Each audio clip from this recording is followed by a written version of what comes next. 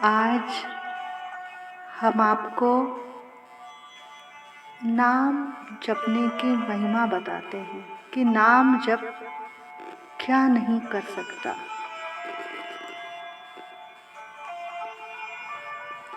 एक संत से ये कथा हमने सुनी थी, हम आपको सुनाते हैं। एक सेठ थे, उसकी बेटी का नाम शैलजा था। वो सेठ काशी में रहता था। पहले जमाने में लोग बच्चों का विवाह छोटी उम्र में ही तय कर देते थे। फिर जब बच्चे बड़े होते थे तो उनका गोना होता था। पहले जमाने के लोग बड़े सच्चे होते थे, जिसे एक बार वचन दे दिया वो निभाते भी थे। अब शैलजा का भी बचपन में ही विवाह तय हो चुका था। वह अपने माता पिता के यहाँ रहती थी, लेकिन बड़ी होने पर उसके पति की मृत्यु हो गई। तो पिता को बड़ा दुख हुआ कि मेरी बेटी बचपन में ही विधवा हो गई, अभी इसने देखा ही क्या है। बेटी को बुलाया और कहा, बेटी, हम तुम्हारा दूसरा विवाह कर देते हैं।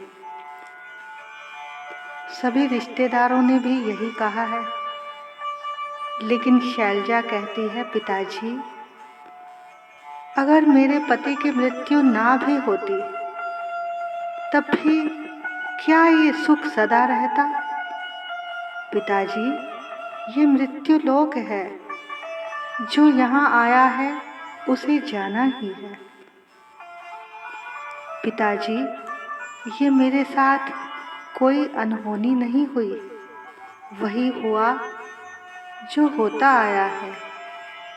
मैंने तो अपना संबंध अब भगवान राम से जोड़ दिया है। अब वही मेरे माता पिता, भाई बंधु हैं, पति भी वही हैं। मेरे साथ जो हुआ वो प्रभु का विधान है, और मेरे प्रभु का विधान कभी गलत नहीं हो सकता। अब मेरे जीवन में राम के अलावा और कोई नहीं है। पिताजी, आप रो मत और ना ही मुझ पर तरस करो। मैं बहुत सुखी हूँ। जो हुआ अच्छा हुआ। अब भजन चिंतन में कोई भी बाधा नहीं आएगी। अब संसार का कोई कर्तव्य मेरे लिए नहीं रहा। अब मैं केवल राम का ही भजन करूंगी। पिताजी, मीरा के पास क्या कमी थी सुखों की, फिर भी वो सब कुछ छोड़कर गिरधर गोपाल का भजन करती थी, नाचती थी, गाती थी। कितने बड़े बड़े ऐसे संत महापुरुष हुए हैं जिनके पास सब कुछ है, फिर भी वो सब कुछ छोड़कर जंगल में छुपकर रहते हैं, क्योंकि वो जानते हैं कि सब कुछ एक दिन छूटेगा ही। देख लिया दुनिया का नजारा, ना हम किसी के और ना कोई हमारा।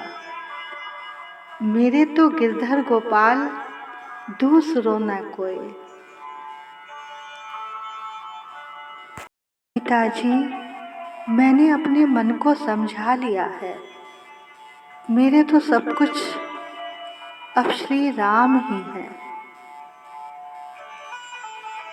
अब शैलजा हरि का नाम जाप करती और घर के सारे काम करती। उसने काम काज करना नहीं छोड़ा। देखो, भजन करने के लिए कोई काम नहीं छोड़ना, ना ही घर बार छोड़ना है। हरि का नाम लेते लेते ही संसार में सब कार्य करो। तो वो गंगा के तट पर अपने पिताजी के संग काशी में रहती थी। देखो, जो भगवान का हो जाता है फिर उसे कोई दुखी नहीं कर सकता। अब शैलजा ने अपने दुर्भाग्य को ही सौभाग्य मान लिया था और सोच रही थी, अगर मेरे पति की मृत्यु न होती तो आज 2-4 बालक होते, उन्हीं के पालन में सारा समय चला जाता। इस समय जो आनंद आ रहा है भजन का, कीर्तन का, वो सब फिर कहाँ मिलता। इसलिए जो प्रभु ने किया मेरे भले के लिए ही किया। देखो, नाम जप में कितनी शक्ति होती है कि नाम जप करने से, चिंतन करने से व्यक्ति कहाँ से कहाँ पहुँच जाता है। अब शैलजा के जीवन का अध्याय बदला।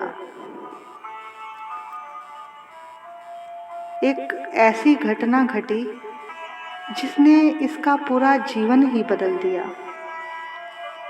एक बार शैलजा नहाकर छत पर अपने गीले बालों को सुखा रही थी।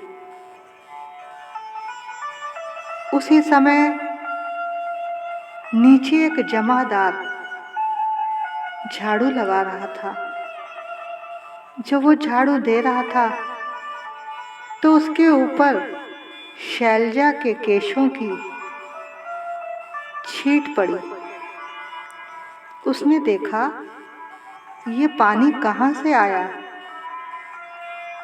जब उसने ऊपर की ओर देखा, शैलजा के नैन से नैन मिले तो शैलजा की दृष्टि भी नीचे गई और लड़के ने भी ऊपर देखा कि ये पानी कहाँ से आया। उधर शैलजा को लगा कि मैं जब पानी बालों से झाड़ रही थी मैंने ध्यान नहीं दिया कि कोई नीचे खड़ा है और वो छींटे इस लड़के पर गिर गए। पता नहीं ये क्या सोचेगा।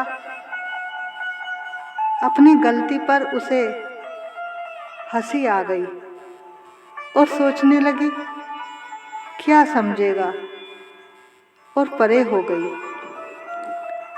अब थोड़ी देर में उसके मन में आया कि शायद वो लड़का चला गया होगा। वो नीचे जाने से पहले एक बार फिर से उसे देखने गई। अब उधर वो लड़का सोच रहा था कि शायद वो मुझसे प्यार करती है, तभी उसने पानी का छींटा मुझ पर मारा है, मेरा मन अपनी ओर आकर्षित करने के लिए।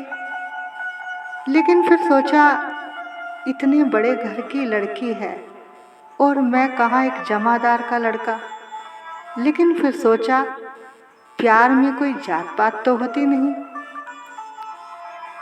और ना ही कोई ऊंच नीच होती है। प्यार तो अंधा होता है। ये सच में मुझसे प्यार करती है, तभी तो ये मेरी ओर देखकर मुस्कुराई है। जब किसी निर्णय पर नहीं पहुंचा तो उसने सोचा कि अगर ये सचमुच मुझसे प्यार करती है तो दोबारा जरूर ऊपर से मुझे देखेगी। अब वो लड़का ऊपर ही देखता रहा। अब इतने में उसको लगा कि वो चला गया या नहीं चला गया। अब शैलजा ने नीचे झांका कि ये तो अभी तक यहीं है और उसने देखा कि ये तो ऊपर ही देख रहा है। अब लड़के को लगा कि पक्का ये मुझसे प्यार ही करती है। उसी समय वो शर्म से नीचे चली गई और बार बार अपने आप को धिक्कारने लगी कि आखिर मैं छत पर क्यों गई। लगता है उस लड़के के दिल में जरूर मेरे लिए कोई पाप आ गया है। अब वो नीचे आ गई और अपने घर में कामकाज करने लगी। अब 1 घंटा बीत गया। थोड़ी देर बाद माँ ने कहा, बेटी छत पर जाकर कपड़े सूख गए होंगे, उतार ला। अब होनी बड़ी बलवान होती है। बेटी को जाना पड़ा। संजोग की बात, अब उस लड़की ने सोचा, शैलजा ने सोचा कि अब तो चला ही गया होगा, चलो देख आती हूँ। अब देखा तो वो लड़का निरंतर ऊपर ही तब से देख रहा था। अब उस लड़के के हाथ से झाड़ू भी छूट गई और लंबी लंबी आहें भरने लगा और घर जाकर बिस्तर पर लेट गया। अब तो उसके मन में आ गया कि किसी तरह ही मुझे इसे पाना है और इसके घर वाले कैसे मानेंगे। इसने मुझसे प्यार किया है। लेटा लेटा सोच रहा है, अगर मुझको मिल गई तो इसके पिताजी मुझे जिंदा नहीं छोड़ेंगे, और अगर ना मिली तो मैं जिंदा नहीं रहूँगा। अब एक तरफ कुआ एक तरफ खाई, दुखी हो गया। थोड़ी देर बाद उसकी माँ आई। माँ उसको घर पर देखकर हैरान हो गई और बेटे के पास गई। माँ ने पूछा, बेटा क्या बात हो गई, कैसे पड़ा है? माँ, मुझको ऐसा रोग लगा है जिसका कोई उपचार नहीं। अब वो विधवा माँ का इकलौता बेटा था। बोली, बता तो क्या बात है, किसी वैद्य को बुलाऊं? तब उसने सब लज्जा को तजकर सब बात अपनी माँ से बताई। तब माँ रोते रोते कहती है, बेटा अब सच में तेरी मौत आई है।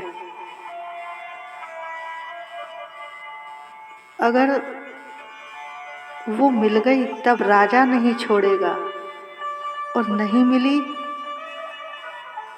तो तू उसके बिना मर जाएगा। अब तो हर हाल में तुझे मरना ही है। उसे बड़ा डांटा, फटकारा, प्यार से भी समझाया कि वो राजकुमारी तुमसे प्यार नहीं करती। उसे पूरा काशी नगर जानता है। वो राम की भक्त है, वो बहुत धार्मिक है, सदा संतों का संग करती है। उसके ऊपर तो राम का ऐसा रंग चढ़ा है कि दूसरा कोई रंग चढ़ ही नहीं सकता। वो भला तुम्हें क्यों चाहने लगी? नहीं माँ, वो मुझे बहुत प्यार करती है। बेटा ये तुम्हारा भ्रम है। अब उसकी माँ शैलजा से अकेले में मिली और सारी बात बताई। तब शैलजा ने कहा, मेरे तो सर्वस्व मेरे राम हैं, बाकी सब पुरुष तो मेरे पिता और भाई के समान हैं। ये मेरी प्रतिज्ञा है, मैं आपके बेटे से प्यार नहीं करती। अपने पुत्र को समझाओ, वो मेरे लिए मेरे भाई के समान है। उसने कहा, बेटी तू तो दिल की सच्ची है और पवित्र है, पर अब मैं अपने बेटे को कैसे समझाऊं? मैं तुझसे अपने बेटे की भीख मांगती हूँ, मेरे बेटे को बचा लो। और तू ऐसा कर, एक बार चलकर उसे भाई कह दे। वो कहने लगी, मैं नहीं जाऊंगी उस मोहल्ले में। बेटी अगर तू नहीं गई तो मेरे बेटे को कुछ हो गया तो? जब उसने बहुत बार कहा तो शैलजा ने कहा, ठीक है, मैं कल आपके यहाँ आती हूँ और आपके बेटे को समझाऊंगी। अब अगला दिन हुआ। शैलजा सुबह सुबह सबसे पहले भगवान शंकर के मंदिर में जाती है और शिव से प्रार्थना करती है कि हे काशी विश्वनाथ, मैं बहुत बड़ी उलझन में फंस गई हूँ, मुझे बचाओ, अपने इष्ट राम की लाज रख लो।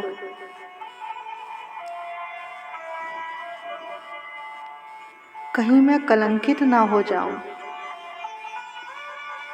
अपनी दासी की लाज रख लो। मैं आपकी शरण में आई हूँ। तो जब कोई सच्चे हृदय से भगवान को पुकारता है तो ऐसा हो ही नहीं सकता कि वहां से कोई उत्तर ना मिले। उसको लगा मानो भगवान शिव कह रहे हों कि शैलजा, डरो मत, चिंता मत करो, नाम का आसरा लो, नाम तुम्हारे सब काम कर देगा। तू नाम का आश्रय ले, नाम के बल से असंभव भी संभव हो जाएगा। तब उसने नाम का आश्रय लिया। मन ही मन उसने एक प्रतिज्ञा करी कि भगवान शिव से कि ठीक है, मैं नाम का बल लेकर आज अपनी इज्जत को दांव पर लगा रही हूँ। राम नाम में कितनी शक्ति है ये मैं दुनिया को दिखलाऊंगी। और अकेली चली मन में विश्वास लेकर और पहुंची उस लड़के के पास। देखा वो उदास पड़ा हुआ है और उसकी माँ नीचे बैठी आंसू बहा रही है कि मैं अपने बेटे के प्राण कैसे बचाऊं। अब जैसे ही शैलजा पहुंची तो लड़के ने कहा, देखो देखो माँ, मैंने कहा था ना कि वो मुझसे प्यार करती है, वो जरूर आएगी। अब शैलजा सोच रही है, ये इतना रो रहा है, अगर ऐसे में मैंने इसे भाई कह दिया तो इसका दिल टूट जाएगा या मर जाएगा। और हाँ, मैं कर नहीं सकती, ना भी नहीं कर सकती। अब इसे कैसे बचाऊं?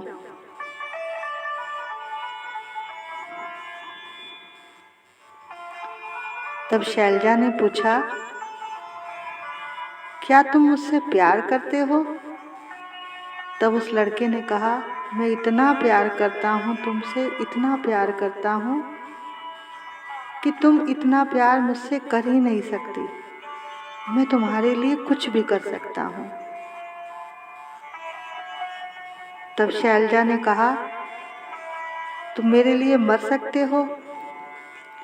तो उसने कहा, हाँ, मैं कुछ भी कर सकता हूँ। तब शैलजा ने कहा, तुम मेरा बस एक छोटा सा काम करो। क्या कर सकते हो? बस मेरी एक छोटी सी बात मान लो। उन्हें बोला, बताओ मुझे क्या करना होगा? उसने कहा, ये मणिकर्णिका घाट में बैठकर तुमको 40 दिन तक राम नाम का जाप करना है। देखो, पूरे काशी में मणिकर्णिका घाट में दिन रात वहाँ अग्नि संस्कार होता है। वहाँ भगवान शंकर का वरदान है, जिसका भी यहाँ अग्नि संस्कार होगा, वहाँ के कोतवाल भैरवनाथ उसके सारे पापों को एक क्षण में भस्म करके उसको मुक्ति प्रदान करते हैं। वहाँ पर अग्नि जलाई नहीं जाती संस्कार के लिए, बल्कि सतयुग से लेकर आज तक वहाँ चिता की अग्नि कभी बंद ही नहीं होती, क्योंकि एक चिता जलती है तभी दूसरी चिता तैयार हो जाती है। 24 घंटे चिता जलती है। ये वही सतयुग वाली अग्नि चली आ रही है। उस अग्नि में जिसका संस्कार होता है वो मुक्त हो जाता है। तब शैलजा ने कहा कि यहाँ बैठकर तुम्हें राम नाम का जाप करना है। अब भैया शमशान को देखकर तो सबको वैराग्य हो ही जाता है। शैलजा ने कहा, जब भूख लगे तो खूब खाना, प्यास लगे तो खूब दूध पीना, जल पीना, शरबत पीना। तुम्हें कोई तपस्या नहीं करनी। और नींद आए तो चाहे 8 घंटे सोना, चाहे 6 घंटे सोना, लेकिन उसके बाद भजन ही करना है। अब शैलजा का जो चित्त था वो पवित्र हो चुका था। तभी शंकर जी ने उसकी बात का उत्तर दिया था। उसने उस लड़के से कहा, यदि 40 दिन तक तुमने जाप किया यहाँ बैठकर, तो 41वें दिन मैं वरमाला लेकर खुद आऊंगी।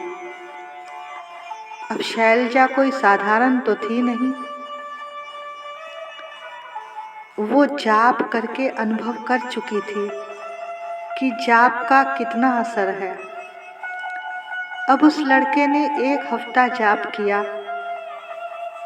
तो उसका मन जाप में लगा ही नहीं, लेकिन वो बेमन से जाप कर रहा था कि चलो कुछ ही दिनों की तो बात है, उसके बाद तो शैलजा मेरी हो जाएगी।